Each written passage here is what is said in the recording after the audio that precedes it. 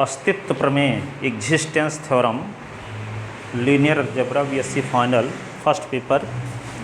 तो इसमें क्या है, एग्जिस्टेंस थ्योरम का स्टेटमेंट, प्रत्येक परिमित विमीय सदिश समष्टि का एक आधार होता है। हर एक फाइनाइट डायमेंशनल वेक्टर स्पेस के एक बेसिस का एग्जिस्टेंस होता है, ये इसका स्टेटमेंट है। ठीक है, तो state and proof existence theorem, अस्तित्व प्रमेय लिखिए और सिद्ध कीजिए। अस्तित्व प्रमेय लिखिए और सिद्ध कीजिए। ठीक है, इसका हिंदी अनुवाद। अब इसका स्टेटमेंट देखते हैं। Statement there exist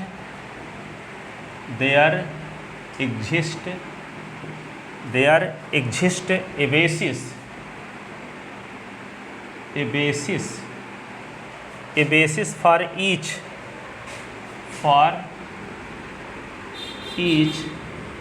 finite dimensional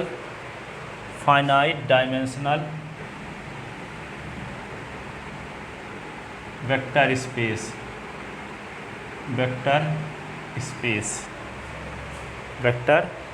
space प्रत्येक परिमित विमीय सदिश समष्टि का एक आधार होता है। परिमित विमीय किसे कहते हैं, फाइनाइट डायमेंशनल किसे कहते हैं, जिस वेक्टर स्पेस के बेसिस में एलिमेंट की संख्या फाइनाइट हो, गिनी जा सकती हो।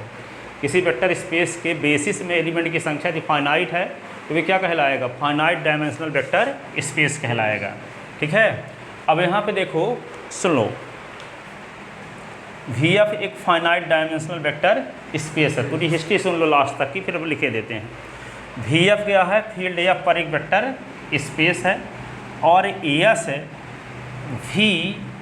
VF का एक सबसेट इस प्रकार का है कि VF के ईच एलिमेंट एस के अवयवों के लीनियर कॉम्बिनेशन के फॉर्म में लिखे जा सकते हैं। क्या बोले, VF फील्ड F पर एक वेक्टर स्पेस है, एस VF का एक नॉन एम्प्टी सबसेट इस प्रकार का है कि VF का ईच एलिमेंट एस के वेक्टर के लीनियर कॉम्बिनेशन के फॉर्म में जनरेट हैं। ठीक है, तो आपको ये प्रूव करना है कि यस जो है, यस भी का बेसिस है। यस क्या है, भी का बेसिस है। ठीक है, तो यस जब भी का बेसिस प्रूव करने के लिए क्या करेंगे, ये तो हम पहले बेसिस प्रूव करने के लिए दो कंडीशन की ज़रूरत पड़ती है। कोई non empty subset, vector space का कोई नॉन एम्प्टी सबसेट है, उस वेक्टर स्पेस का बेसिस कहलाता है यदि उसके वेक्टर लीनियर इंडिपेंडेंस हो। उसके वेक्टर क्या हो, लीनियर इंडिपेंडेंस हो, तथा VF का ईच एलिमेंट एस के वेक्टर के लीनियर कॉम्बिनेशन के फॉर्म में रिप्रेजेंट हो। तो हम ऐसा एस को तो ऐसा इस प्रकार से माने न है कि ऐसा नॉन एम्प्टी सबसेट है जिसका जिसका VF जो है एस से जनरेट हो रहा है, अर्थात कि V का हर एक एलिमेंट एस के वेक्टर के लीनियर कॉम्बिनेशन के फॉर्म में रिप्रेजेंट है, ऐसा माने हैं हम। क्या माने हैं, एस ऐसा नॉन एम्प्टी सबसेट है VF का जिसमें VF का ईच एलिमेंट एस के वेक्टर के लीनियर कॉम्बिनेशन के फॉर्म में जनरेट हैं। इस बात को हम मानकर चल रहे हैं। हमको सिर्फ इतना दिखाना पर्याप्त होगा कि एस के वेक्टर क्या है, लीनियर, एस के वेक्टर लीनियर इंडिपेंडेंस हैं। यदि एस के वेक्टर लीनियर इंडिपेंडेंस हैं तो ये क्या हो जाएगा, V का बेसिस हो जाएगा। ठीक है, तो यदि ऐसा कोई वेक्टर नॉन एम्प्टी सबसेट लिया गया है, तो ऐसा कोई नॉन एम्प्टी सबसेट लिया गया है जिसका VF का यदि हर एक एलिमेंट एस के वेक्टर के लीनियर कॉम्बिनेशन के फॉर्म में लिखा जा सकता है, ऐसी कंडीशन में एस VF का बेसिस होगा। ये हम प्रूफ करना चाहते हैं।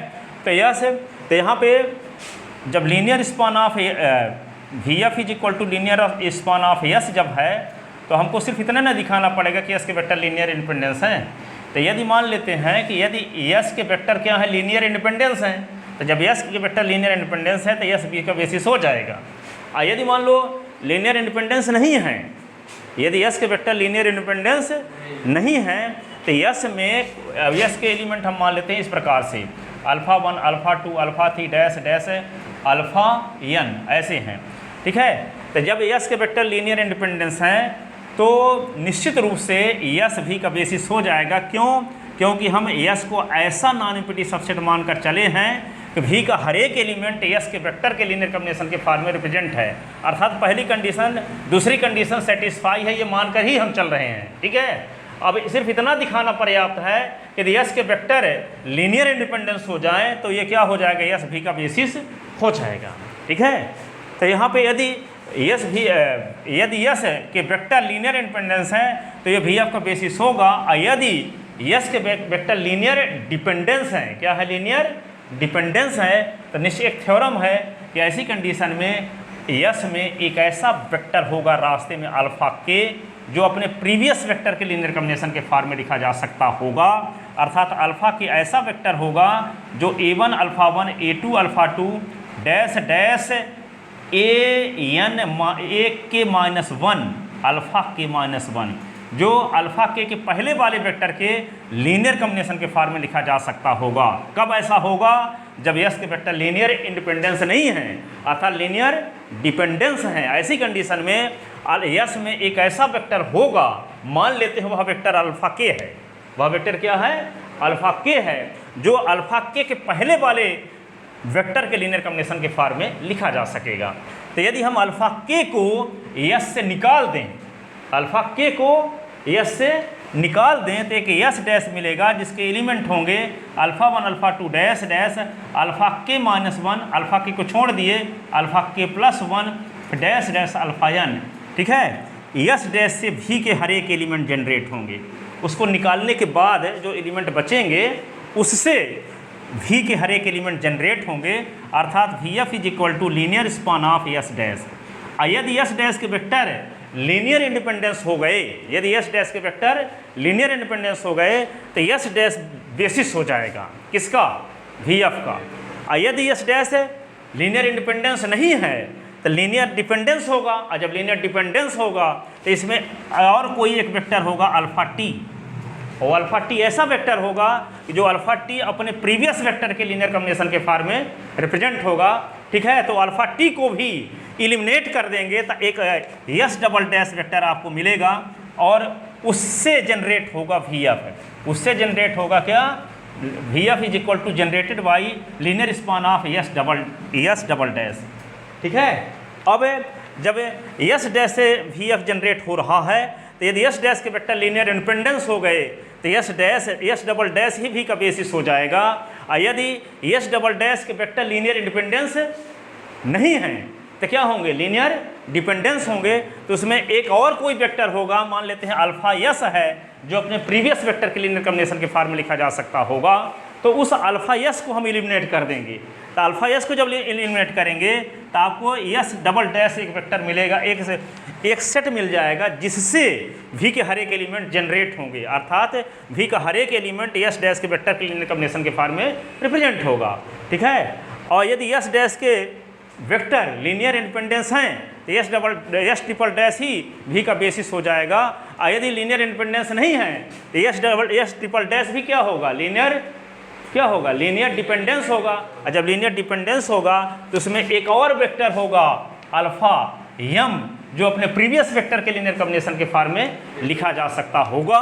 तो अल्फा यम को भी निकाल देने से एक और वेक्टर सेट मिल जाएगा, इसको हम यह फोर्थ मान कर चलते हैं। और इस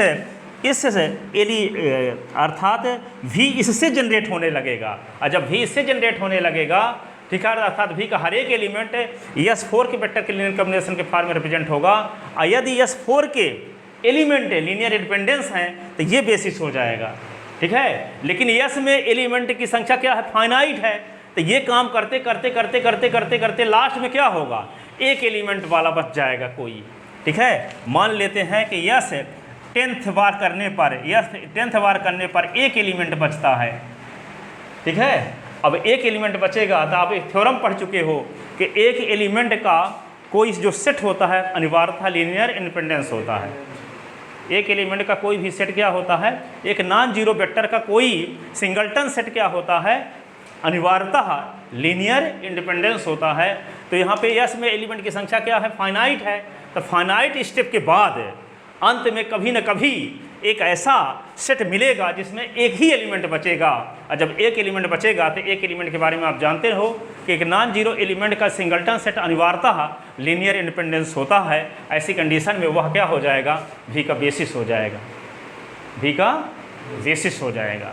ठीक है, तो वही कहता है कि फाइनाइट डायमेंशनल वेक्टर स्पेस का कोई ना कोई एक बेसिस होता है, तो हर हाल में बेसिस होगा। ठीक है, यदि S में एलिमेंट की संख्या फाइनाइट है तभी तो VF finite dimensional vector space कहलाएगा, क्योंकि फाइनाइट डायमेंशनल वेक्टर स्पेस कब कहलाता है, जब किसी वेक्टर स्पेस के बेसिस में एलिमेंट की संख्या को गिना जा सकता है।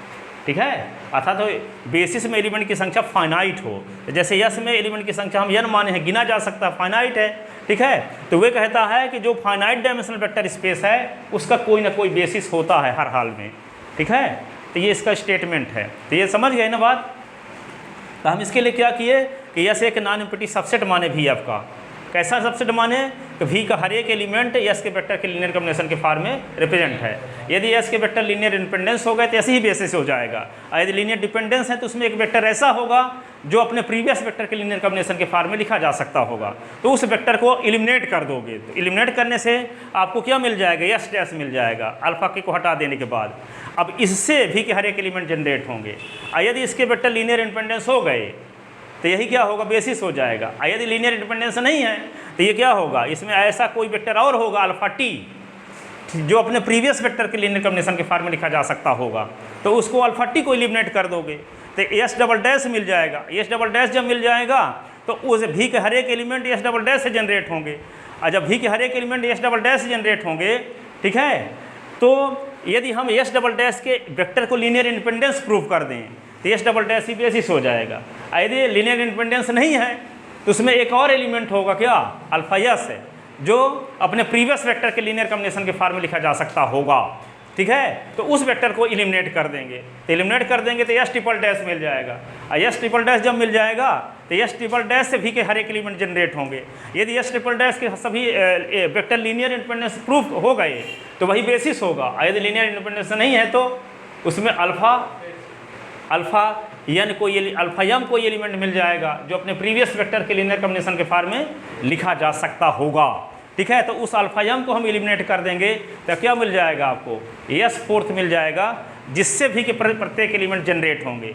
ठीक है, यदि उसके वेक्टर लीनियर इंडिपेंडेंस हैं तो वे क्या होगा, बेसिस हो जाएगा। यदि बेसिस लीनियर इंडिपेंडेंस नहीं है तो पुनः मिलता जाएगा एक एलिमेंट। ठीक है, एलिमिनेट यानी हटा देंगे उस एलिमेंट को, तो हटाने के बाद लिखे तो एलिमिनेट का मतलब उसको हटा दिए, फिर उसके बाद कुछ चेंजेस आएंगे उसमें भी वो सीधा गायब हो जाएगा। हटा देंगे तो वहाँ पे जो एलिमेंट बचेगा उसका नाम अलग हो जाएगा, सीधे हटा देंगे। ये एलिमिनेट नहीं कि एलिमिनेशन मेथड 10th क्लास जैसे लगाएंगे वहाँ पे। ठीक है, उसको हटा देने को हम एलिमिनेट बोलते हैं।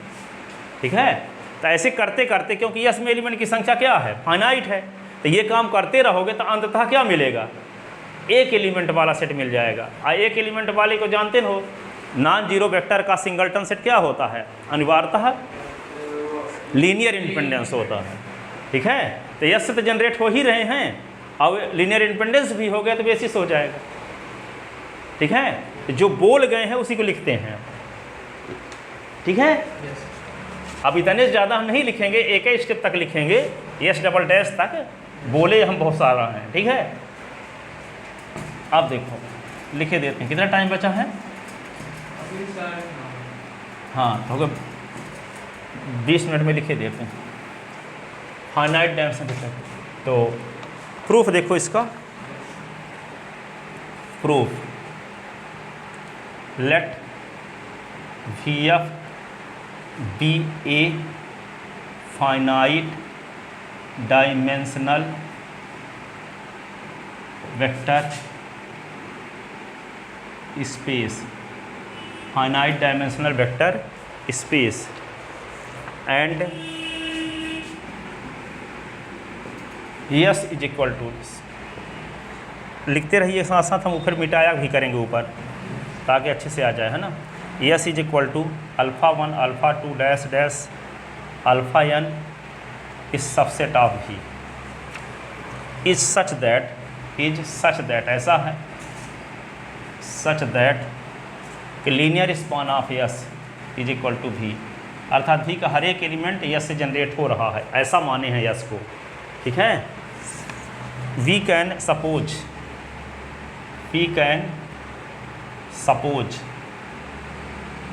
Suppose that 0 not belongs to S. हम ऐसा मान सकते हैं कि इसमें कोई एलिमेंट 0 नहीं है। क्यों? क्योंकि किसी सेट में 0 एलिमेंट हो गया, शामिल हो गया, तो लीनियर डिपेंडेंस होता है, तो लीनियर इंडिपेंडेंस होने का चांस ही नहीं रहेगा। तो हम पहले से मानकर चलते हैं कि इसमें कोई 0 एलिमेंट शामिल नहीं है। 0 एलिमेंट शामिल नहीं है, क्योंकि 0 एलिमेंट किसी सेट में शामिल हो गया तो हल अनिवार्यतः लीनियर डिपेंडेंस होता है, तो किसी हालत में बेसिस हो ही नहीं सकता, किसी हालत में बेसिस नहीं हो सकता। इसलिए हम 0 को छोड़ कर यस में एलिमेंट लिए हैं। यस में जो एलिमेंट लेंगे 0 को छोड़ के लिए, इसमें कोई अल्फ़ा 1 अल्फ़ा 2 अल्फ़ा n तक में कोई एलिमेंट 0 के इक्वल नहीं है, क्योंकि थ्योरम पढ़ चुके हो पीछे लीनियर इंडिपेंडेंस वाली, जिसमें 0 शामिल होता है वो लीनियर डिपेंडेंस होता है। ठीक है, इसलिए हम ऐसा मान कर चल रहे हैं कि इसमें कोई 0 एलिमेंट कंटेन नहीं है। समझ गए? If yes is linearly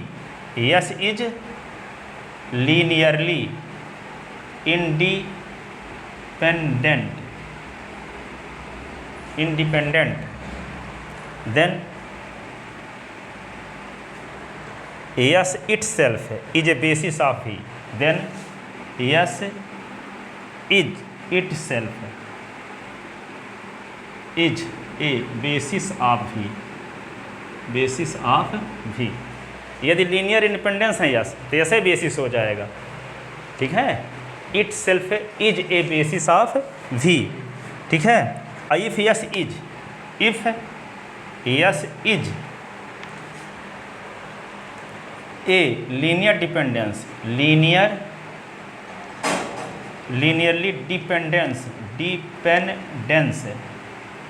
linear dependent, then there exist a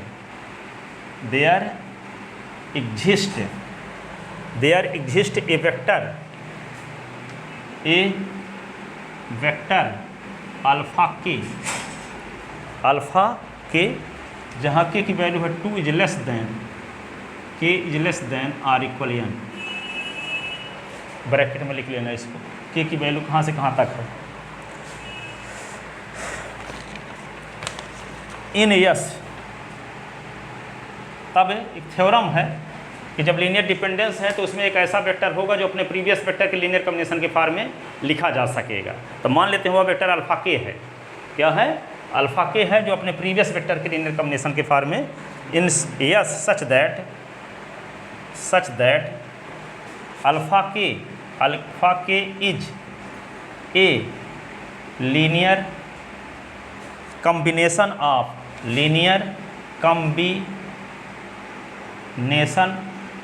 of alpha 1 alpha 2 alpha 3 dash alpha k minus 1। के पहले कौन कौन एलिमेंट होंगे? Alpha 1 alpha 2 alpha 3 dash alpha k minus. इन वेक्टर के लीनियर कॉम्बिनेशन के फॉर्म में लिखा जा सकेगा कौन? अल्फ़ा के। कब? जब यस के वेक्टर लीनियर डिपेंडेंस है तब, लीनियर डिपेंडेंस है तब। ठीक है, then V can be generated by S dash. उसको हटा देने के बाद कौन एलिमेंट बचेगा? Alpha 1 alpha 2 dash alpha k minus 1। Alpha k को हटा देता, अल्फ़ा के आगे वाला के प्लस 1 ना, अल्फ़ा के आगे वाला के प्लस 1, पहले वाला के माइनस 1 डैश लास्ट वाला alpha n। If S dash is linearly independent,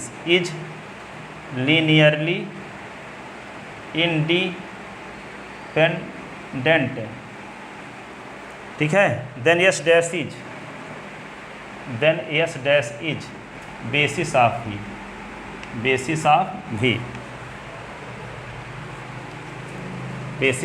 V अब। ठीक है, if yes dash is linear dependent, if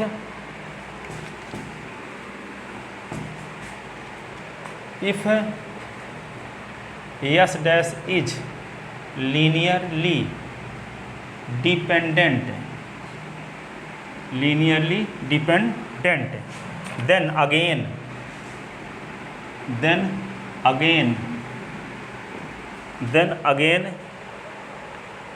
repeating above process,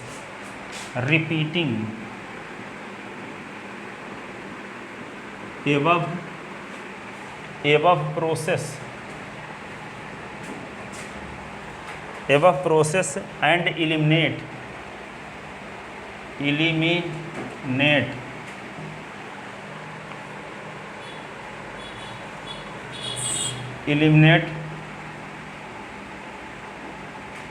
from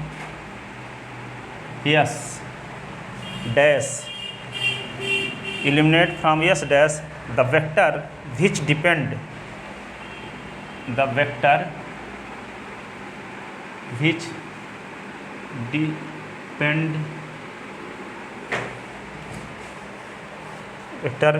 depends on other।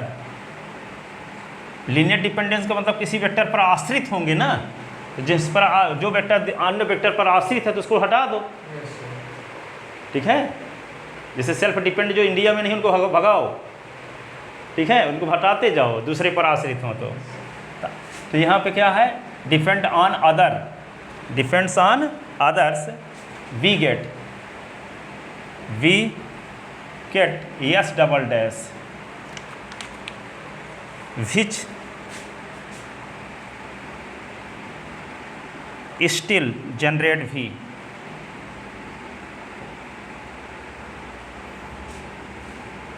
generates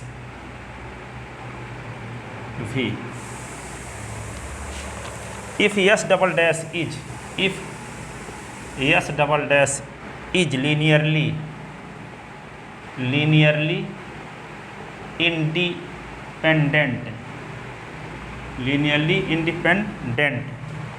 then S dash is basis, then S double dash is a basis of V, ठीक है। if S double dash is linearly dependent,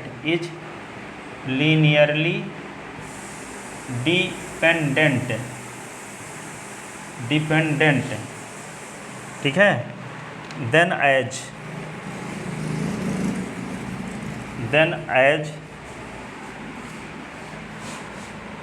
S is finite, ये तो आपको पता है कि S finite है, S is finite.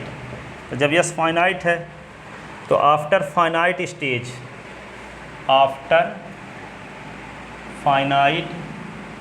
Stage परिमित चरणों के बाद, फाइनाइट स्टेप के बाद, है ना, finite stage after finite we get a linearly independent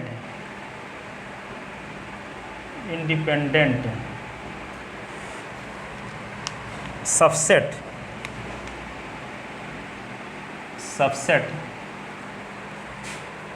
which generates V, which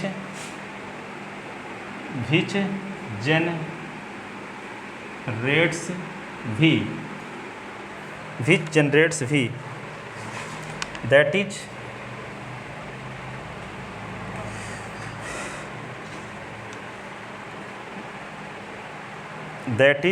which is basis of V,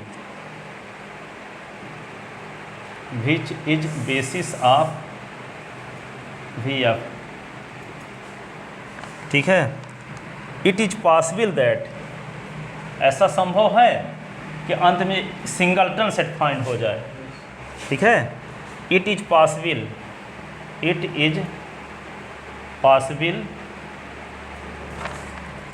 that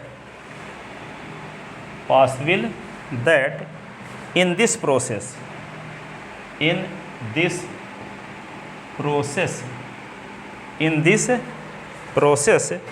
we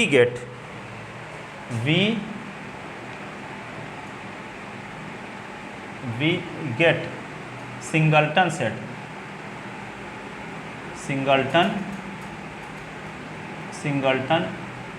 set, we get singleton set. और singleton set कैसा? नॉन जीरो वेक्टर का। यहाँ आप लिखो लो नॉन जीरो वेक्टर,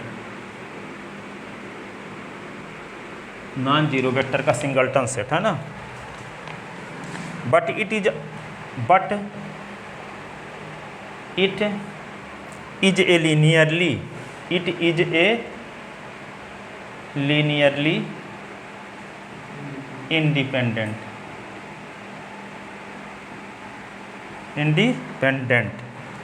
ठीक है। Hence V F has a basis, hence V F has a basis, ठीक है। यस जब फाइनाइट है तो ये स्टेप हम लागू करते रहेंगे तो हो सकता है कि अंत में क्या मिल जाए? सिंगल्टन सेट मिल जाए। और जब सिंगल्टन सेट मिल जाएगा तो क्या होगा? सिंगल्टन सेट के बारे में आप पहले से जानते हो कि लीनियर क्या होता है, लीनियर इंडिपेंडेंट होता है।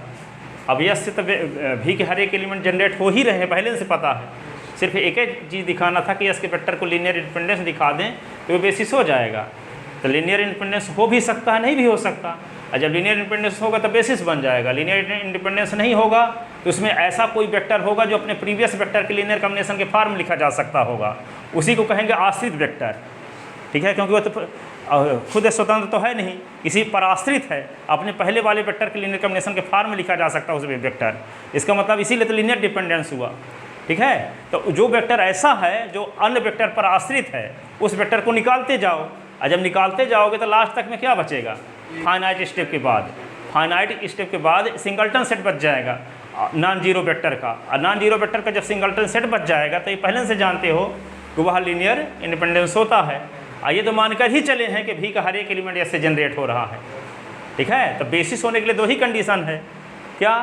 कि उसके वेक्टर लीनियर इंडिपेंडेंस होने चाहिए और भी का हर एक एलिमेंट एस के वेक्टर के लीनियर कॉम्बिनेशन के फॉर्म में लिखा जा सकता हो, ठीक है। तो यहाँ तो ऐसा हम वेक्टर एस को मानकर ही चले हैं कि उस भी के हर एक एलिमेंट एस के वेक्टर के लीनियर कॉम्बिनेशन के फॉर्म में रिप्रेजेंट हैं।